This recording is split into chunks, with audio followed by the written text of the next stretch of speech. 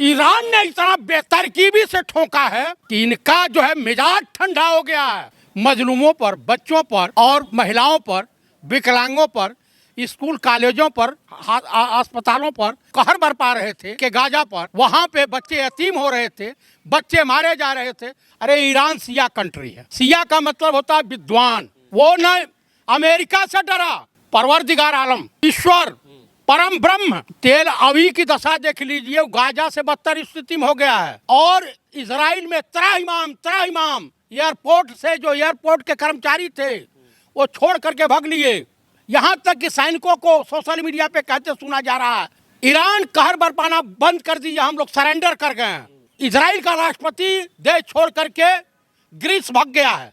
तो ईरान कमजोर कंट्री नहीं है, कुचल देगी। इनको पता नहीं चला कि मोसाद का हेडक्वार्टर उड़ गया, डिफेंस मंत्रालय का हेडक्वार्टर उड़ गया। अजय बताइए, जो इजराइल के समर्थन में यहाँ के हमारे भारतवासी लोग खड़े हैं, उनको आपका क्या कहना है? वो अंधभक्त हैं। अंधभक्त गोबर और मूत पीते हैं, तो वो इजराइल के समर्थन में जा। लेकिन ईरान हमारा मित्र देश है। कहा गाजियों में बू रहेगी जब तलक ईमान की। इजराइल को ईरान ने मुंह तोड़ जवाब दिया है और ईरान ने गोलेबारी और बारूद जो है इजराइल पर बरसा दिए हैं और अब एक और नई जंग जो है वो छिड़ चुकी है। इस पर बात करने के लिए चतुर्वेदी जी हमारे साथ हैं। बहुत सारे मीडिया वाले भी ये बात कहते हैं कि इजराइल जो है वो यहूदी जो हैं वो यदुवंशी हैं और अब जो है ईरान पर पहले हमला किया इजराइल ने और ईरान ने पलटवार किया है। इस युद्ध को किस तरह से देखते हैं? देखिए, हमारे सनातन धर्म में कहावत है, प्रचलित है और मशहूर भी है कि जब होई धर्म की हानि, बाढ़े विष्णु सकल अभिमानी। जब आप गरीबों पे, मजलूमों पर, बच्चों पर और महिलाओं पर, विकलांगों पर, स्कूल कॉलेजों पर, अस्पतालों पर कहर बरपा रहे थे कि गाजा पर वहाँ पे बच्चे यतीम हो रहे थे, बच्चे मारे जा रहे थे। 70,000 से 1 लाख के बीच बच्चे अनाथ हो गए। वहाँ खाने को नहीं है, उनके पास प्लेन नहीं है, उनके पास कपड़े नहीं हैं। आप गरीबों पे कहर बरपा रहे थे। तो तुम्हें इजराइल वालों, तुम्हें समझ में आया कि ईरान भी उसी तरीके से हुआ। अरे ईरान सिया कंट्री है। सिया का मतलब होता है विद्वान, सिया का मतलब होता है पढ़ा लिखा, सिया का मतलब होता है कि अच्छे कर्म करने वाला। और जब तुमने किया तो वहाँ का जो शासनाध्यक्ष है वो है 86 साल का बुजुर्ग व्यक्ति। वो न अमेरिका से डरा और ना ही किसी से डरा। उसने सीधे कहा और जंग का आगाज किया। होना भी चाहिए। परवरदिगार आलम, ईश्वर, परम ब्रह्म, दीनानाथ बाबा भोलेनाथ ने ये अनाथों पे कहर बरपाने वाले को कभी बख्शा नहीं है। उसकी लाठी जब गिरती है तो बेआवाज गिरती है। और ईरान ने इतना बेतरकीबी से ठोका है कि इनका जो है मिजाज ठंडा हो गया है। कह रहे हैं हमने डिफेंस सिस्टम ऐसा है, ईरान के जितने वो थे सब उनको डिफेंड कर दिया। तेल अवी की दशा देख लीजिए, गाजा से बदतर स्थिति में हो गया है।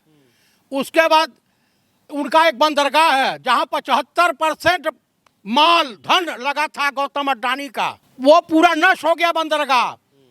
और इजराइल में त्राहिमाम एयरपोर्ट से जो एयरपोर्ट के कर्मचारी थे वो छोड़ करके भाग लिए। और यहाँ तक कि सैनिकों को सोशल मीडिया पे कहते सुना जा रहा है कि ईरान कहर बरपाना बंद कर दीजिए, हम लोग सरेंडर कर गए हैं। और इजराइल का राष्ट्रपति देश छोड़ करके ग्रीस भाग गया है परिवार सहित। वहाँ की दशा ग्रीस भाग गया। नेतन्याहू गायब, नेतन्याहू ग्रीस भाग गया, देश छोड़ दिया, इजराइल छोड़ डर गया। डर गया। इनका जो भौकाल टाइट था कि ये पेगासस, ये टेक्निक, ये जो है तमाम तरह का। भाई, आप हाथी को चिंगोटी काटोगे तो हाथी मुड़ेगी तो क्या करेगी? कुचल देगी। तो ईरान कमजोर कंट्री नहीं है। इराक से 12 साल लड़ा है अकेले, पूरा गल्फ कंट्री उसके खिलाफ। लगता है ईरान कुचल देगा इजराइल को। इजराइल ईरान को समझिए दिल्ली, इजराइल को समझिए सीलमपुर। कितनी 90 लाख की आबादी है। पर आबादी से थोड़ी वो मजबूत है ना टेक्नोलॉजी में, ये सब चीज। सब टेक्नोलॉजी धरी की धरी रह गई। आप मुझे बताइए, वर्ल्ड ट्रेड सेंटर पर जब आतंकवादी हमला हुआ था तो अमेरिका में CIA विश्व की सबसे बड़ी इंटेलिजेंस जासूसी है, इनकी मोसाद है। इनको पता नहीं चला कि मोसाद का हेडक्वार्टर उड़ गया, डिफेंस मंत्रालय का हेडक्वार्टर उड़ गया, पब्लिक सेक्टर पर आज जाइए एयरपोर्ट पर बंद कर दिया गया, इमरजेंसी लग गई है।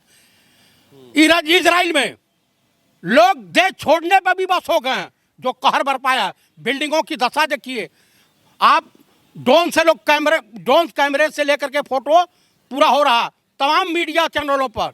आप BBC की खबर सुन लीजिए, आप न्यूयॉर्क टाइम्स की खबर देख लीजिए, आप तमाम खबरें देख लीजिए जो अच्छे पत्रकार हैं, ये गोदी मीडिया वाले नहीं।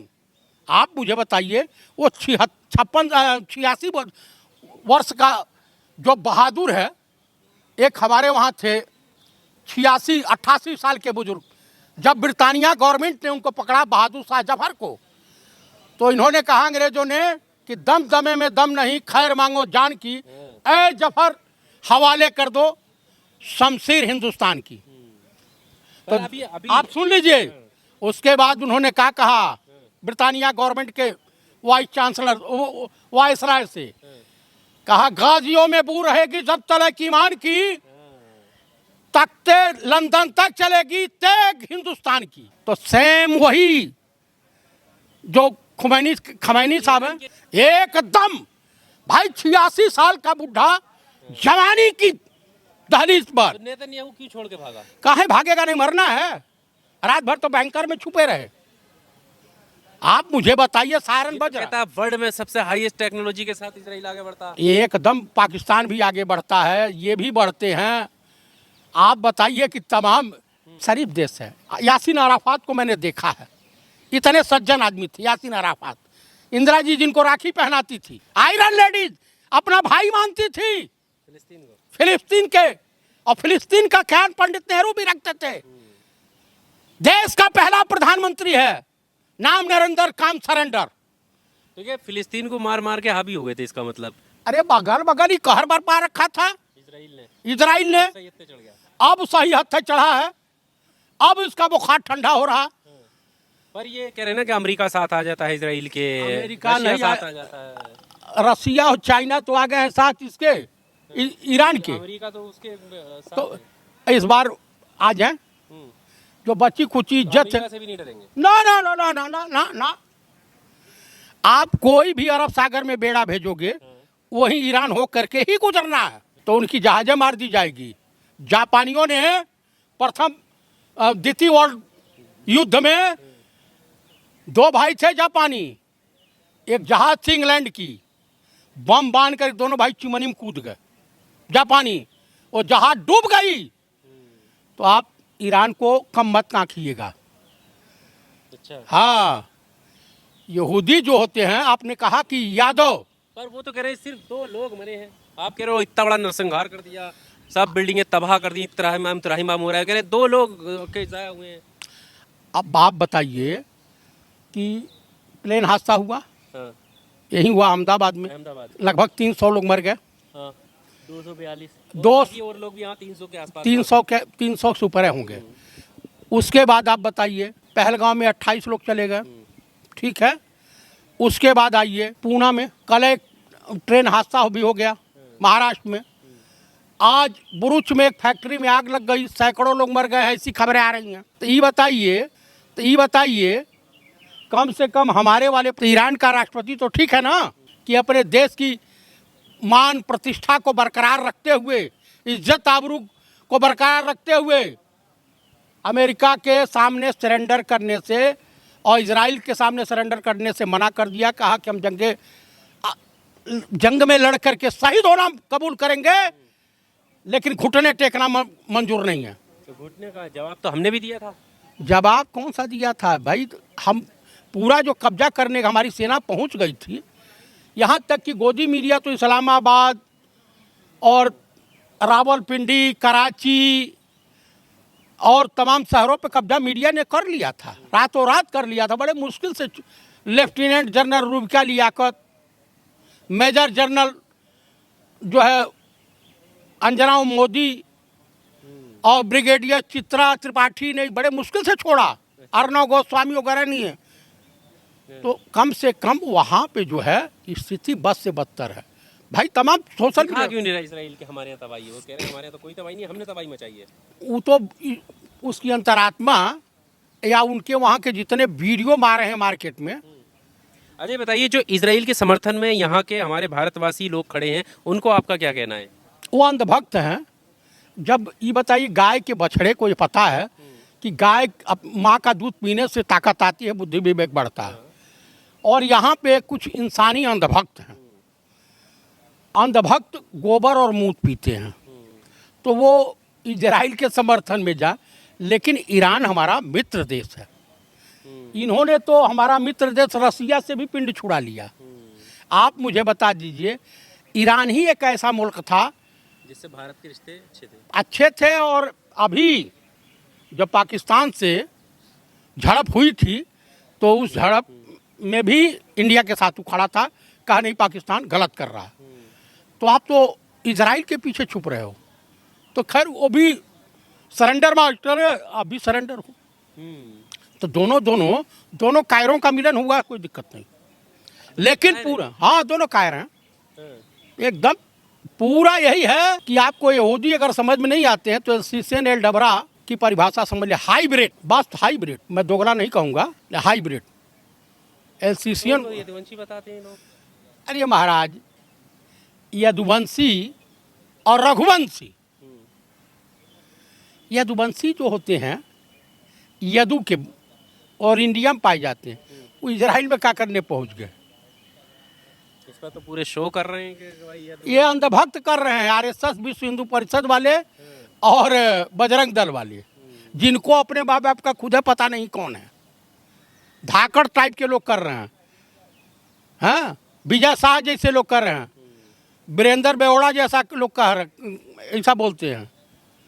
आप मुझे बताइए कि जब से आप किसी के ऊपर कहर बरपाएंगे, अगर मैं किसी के लिए गड्ढा खोदता हूँ तो मेरे लिए ईश्वर पोखरा पहले ही तैयार कर देता है।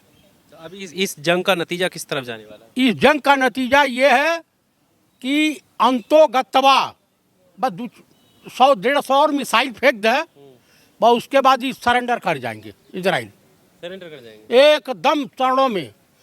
हैकड़ी खत्म हो जाएगी। भाई आपने उसके वहाँ ड्रोन से हमले क्यों किए तेहरान पर? भाई उनकी भी क्षति हुई है, उनके सीनियर डिफेंस ऑफिसर मारे गए हैं और वैज्ञानिक मारे गए हैं। तो तुमने अगर अमेरिका के इशारे पे किया तो भुगतो। तुम तो मोहरा बने हो, तो मोहरा तो पिटता ही पिटता है। अब अमेरिका का हमारा कोई लेना देना नहीं है, अब भुगतो। ये पुतिन से बात कर रहे हैं, पुतिन का भाई मैंने कुछ कर सकता। चीन से बात कर रहे हैं, वो भी नाट गया। अब कौन किससे बात? नरेंद्र मोदी से बात करें। इन्होंने यूक्रेन और रसिया का युद्ध रुकवाया था, मुँह में से रुकवाया था। हालांकि बात किसी से नहीं हुई थी। इनको अंग्रेजी नहीं आती, उन सबों को हिंदी नहीं आती। अच्छा, हाँ, दोनों का भाई लैंग्वेज प्रॉब्लम। सबसे नहीं आती इंग्लिश, आती है सर ये? नहीं, इनको आता है लौड़म भोज्यम। हाँ, इससे ज़्यादा कुछ नहीं आता। ये महाराज नॉन मैट्रिक आदमी कितना विद्वान होगा? अंग्रेजी बोलते हैं वो, इतना बढ़िया बोलते हैं। केरला में हिंदी बोलेंगे, बिहार में जाकर अंग्रेजी तो बोलेंगे, आती तो है ना अंग्रेजी। और ऐसा बोल देंगे कि अर्थ का लोग सर पीट लेते हैं। अच्छा, जबकि देश में सबसे ज़्यादा IAS IPS बिहार पैदा करता है, तो वहाँ जाके अंग्रेजी में बोल रहे हैं। केरला में जाके हिंदी भाषण दे रहा है। केरला वाले अंग्रेजी जानते हैं, जहाँ पे 99% शिक्षा का स्तर है।